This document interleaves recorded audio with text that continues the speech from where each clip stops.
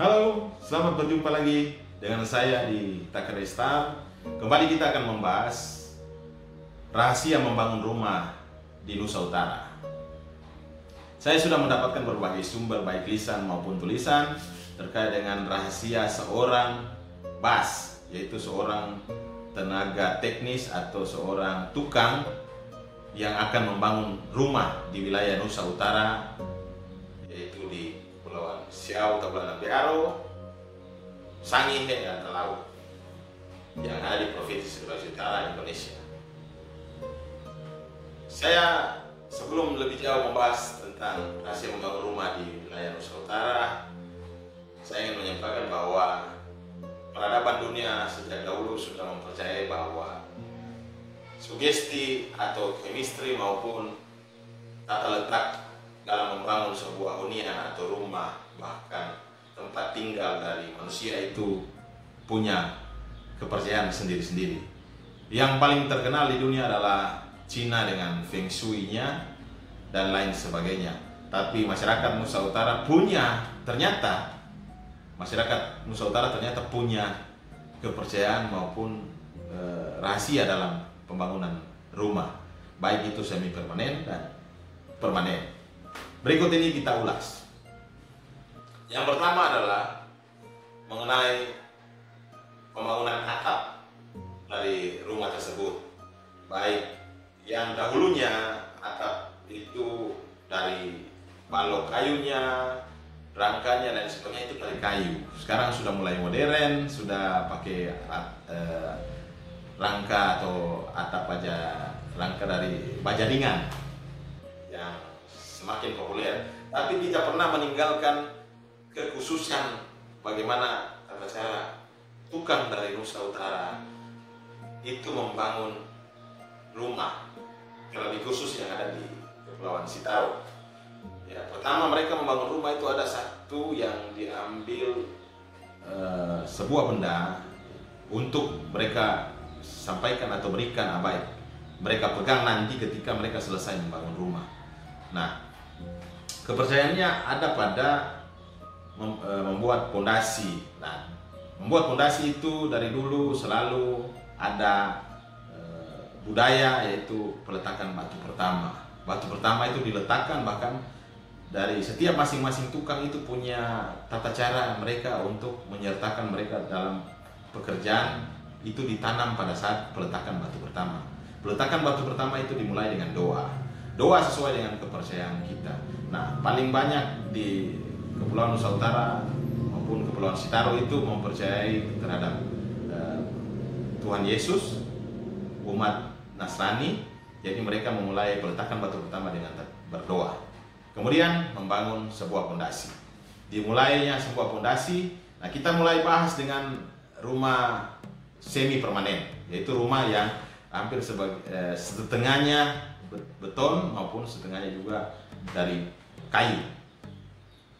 Yang pertama adalah dalam pembuatan atap itu mereka percaya sekali dengan tata letak tiang raja.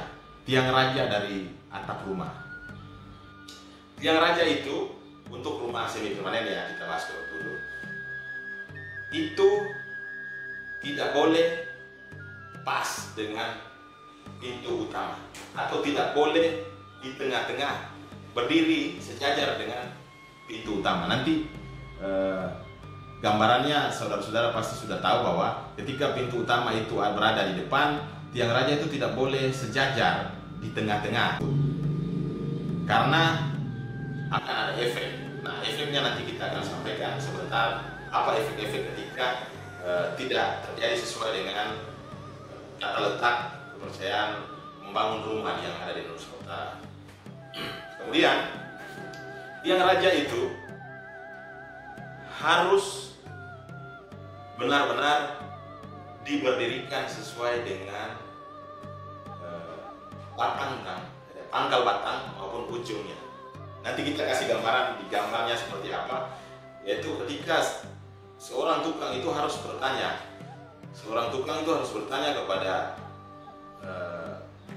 pemotong kayu atau yang mesin sensor itu yang pemotong potong kayu itu di mana batangnya, bawahnya, dan di mana ujung dari batang tersebut yang disensor.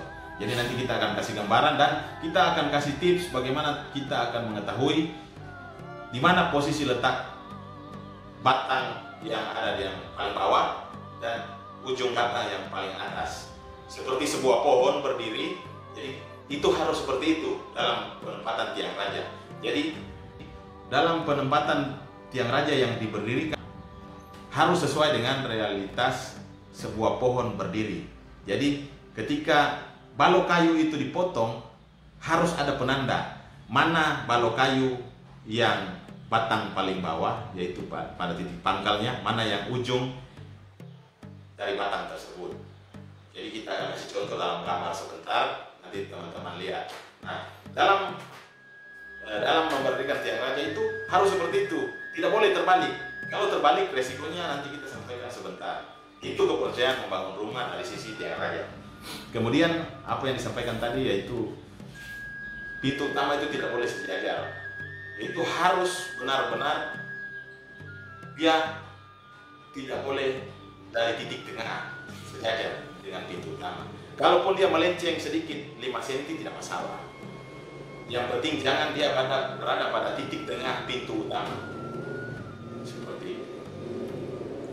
Tiang raja dan pintu utama tidak boleh sama sekali sejajar dengan pintu yang ada di belakang rumah. Itu kepercayaan mereka. Bahkan kepercayaan dulu bahwa tidak boleh ada pintu selain pintu utama dan pintu belakang. Jadi di rumah itu harus ada 2 pintu, tidak boleh ada pintu dari samping. Kalaupun ada harus ditutup, tidak boleh terbuka. Seperti itu. Itu yang selalu disarankan seorang tukang pada saat membangun kepada tukang rumah. Seorang tukang itu harus selalu menyampaikan itu kepada tuan rumah jika ada tuan rumah yang punya keinginan yang atau selera yang mungkin bertabrakan dengan kepercayaan membangun rumah dari tukang tersebut maupun yang ada di Nusa Utara. Mereka hanya menyarankan, tapi kalau tuan rumah menolak dan lain sebagainya itu semua terserah dari si tuan yang akan membangun rumah tersebut. Itu hanya kepercayaan mereka. Jika tidak ada perbantahan dan sebagainya, ya jalan seperti itu. Begitu juga dengan rangka atapnya. Rangka atapnya yaitu balok kayu yang melintang, yang dibuat simetris yang ada di atap. Itu tidak boleh juga menyentuh tiang tengah dari jendela. Jikalau jendela itu memiliki 2 daun pintu, dia harus berada di tengah-tengah jendela yang memiliki tiang. Nanti kita kasih gambaran kepada teman-teman seperti apa gambarannya. Jikalau 2 daun pintu, balok kayu yang ada untuk membuat atap itu tidak boleh sejajar dengan titik tengah dari masing-masing jendela. Tidak boleh. Itu harus melenceng lebih dari 5 cm maupun tidak sama sekali. Ataupun kalau boleh di tengah, jika 2 daun pintu, dia berada di tengah tapi harus ada tiang penyangga jendela. Nanti kita sampaikan gambarannya sesuai dengan gambar di foto di video ini. Nah, yang paling menarik di sini adalah semua tiang penyangga atau tiang fondasi itu harus kena. Coba perhatikan jika saudara-saudara membangun rumah dengan bas atau tukang dari Nusa Utara atau dari Sangir, Sitaro, Talaut, tiang penyangga rumah itu harus kena. Seperti itu.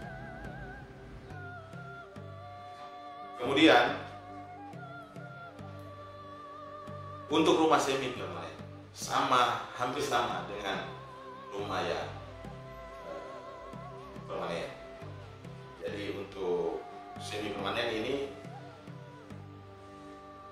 balok kayunya harus dipasang, titik pangkal batang, ujung batang itu harus mengikuti.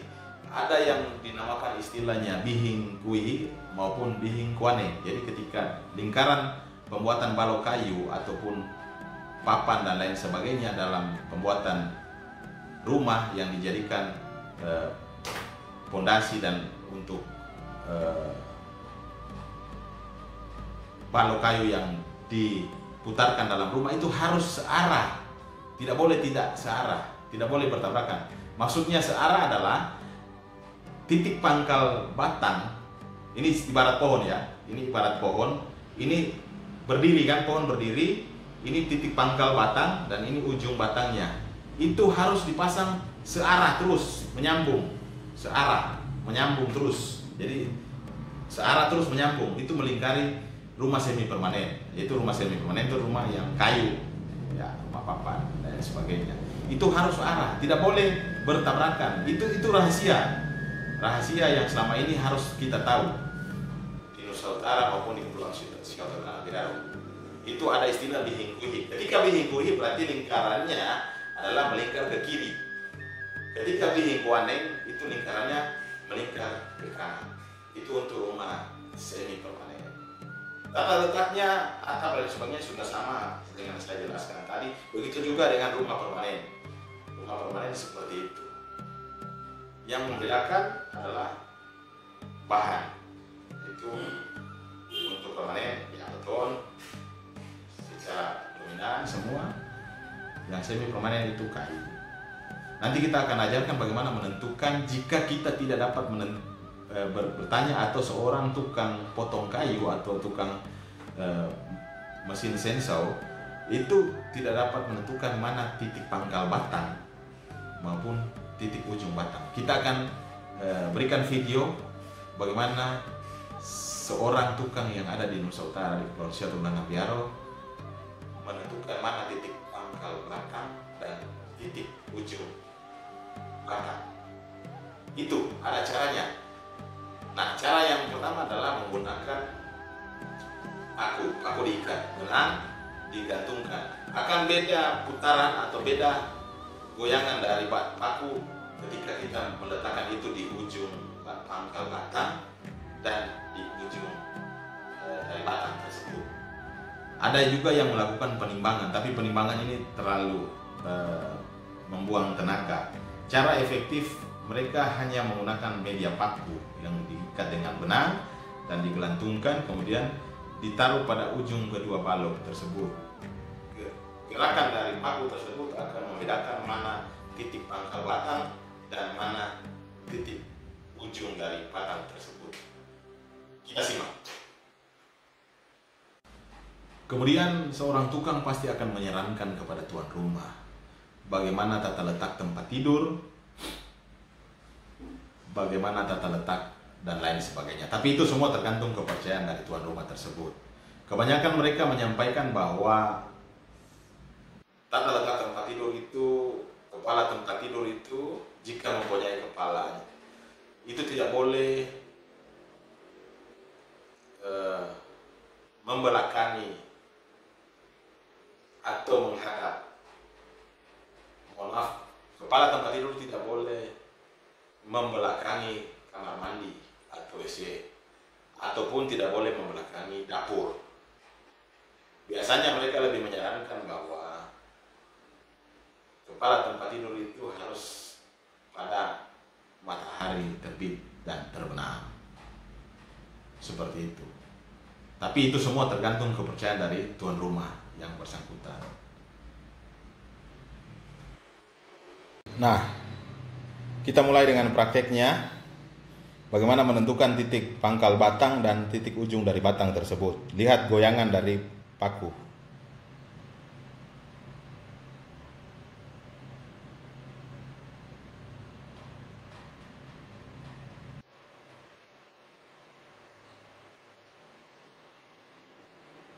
Semakin lama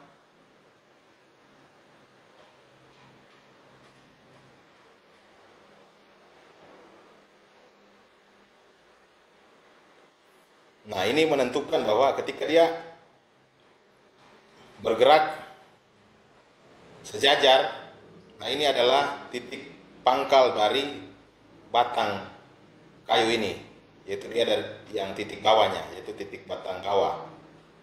Nah, ketika kita pindahkan, lihat ya, kita tenangkan, kita pindahkan ke ke yang di bawah, yang di ujung. Gerakannya pasti beda. Lihat ya. Kamera saya putar.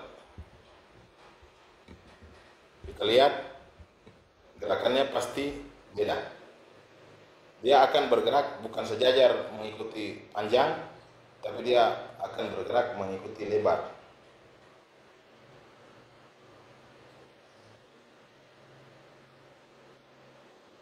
Semakin lama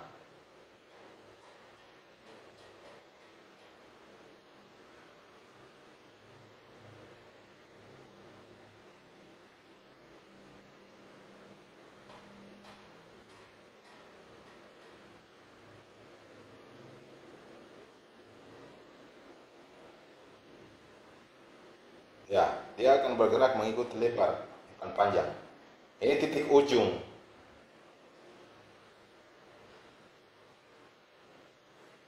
Bisa kita menggunakan tangan, bisa juga kita ikat dia diam dari atas, diikat dengan kayu juga di atas, pakai penyangga, pasti gerakannya juga pasti beda.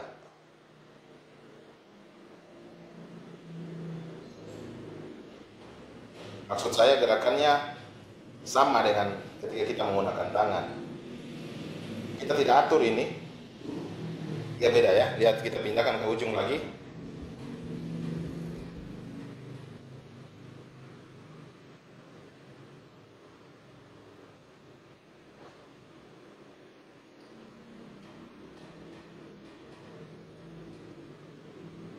Beda kan? Nah, ini titik pangkal atau titik bawahnya dari batang. Dan kita pindahkan lagi, kita geser lagi, kita tenangkan, diam.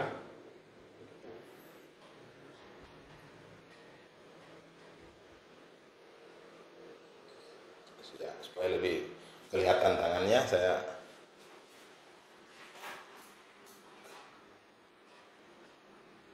berkecil aja.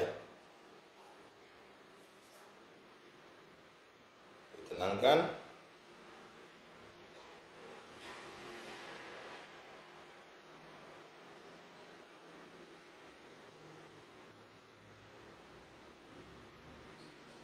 Ya, saudara-saudara bisa melihat mana titik ujung. Saya geser lagi ya.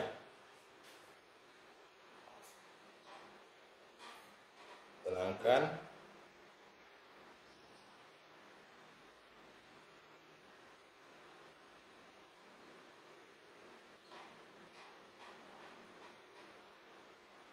Seakan-akan ada medan magnet begitu.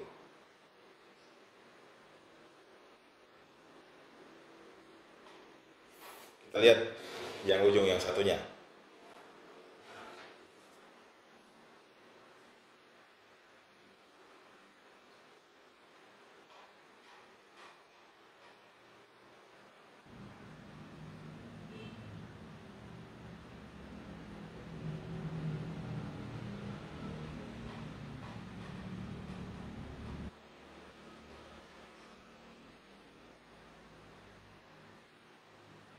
Ya, lihat gerakannya.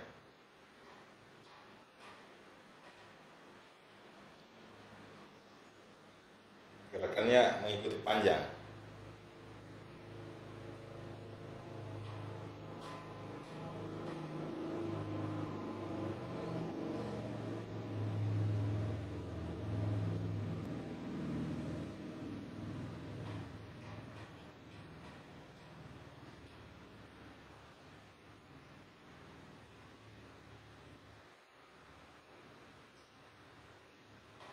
Ya kan?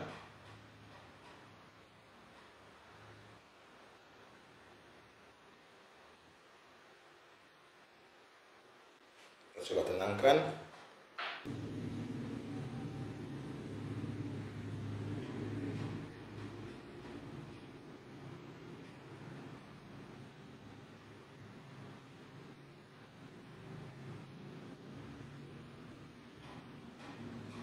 Ya, gerakannya mengikuti panjang. Dia mengikuti panjang dari batang atau balok kayu ini. Ya, mungkin seperti itu saudara-saudara.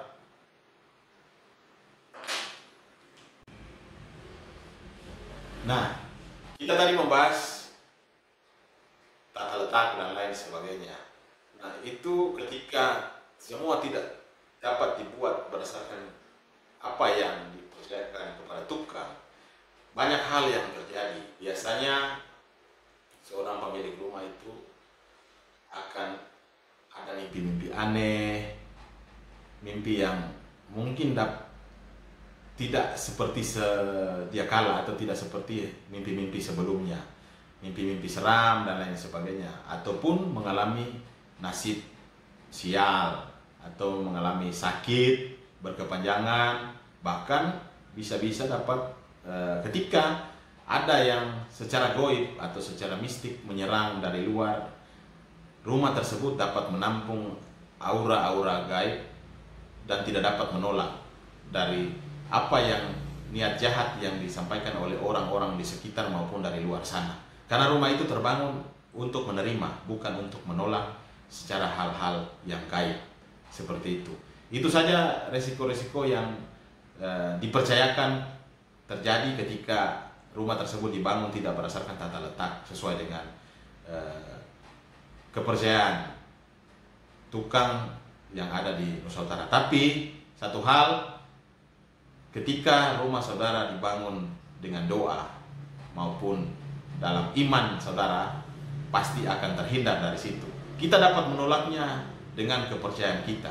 Memang ini hanya sebuah kebiasaan maupun kepercayaan yang selama ini dijalani oleh seorang tukang yang ada di Nusantara. Tapi tidak semua tukang seperti itu. Hanya tukang yang sejak dari dahulunya turun-temurun mendapatkan terkait dengan rahasia-rahasia membangun rumah sesuai dengan adat dan istiadat yang mereka dapatkan sejak dahulu dari orang tua maupun dari senior-senior mereka yang ada di tukang, yang mereka beralih profesi dari anak tukang maupun kenek itu jadi kepala bas atau kepala tukangnya, dari anak buahnya jadi kepala itu turun-temurun diberikan sugesti kepada mereka. Tapi tidak semua tukang seperti itu.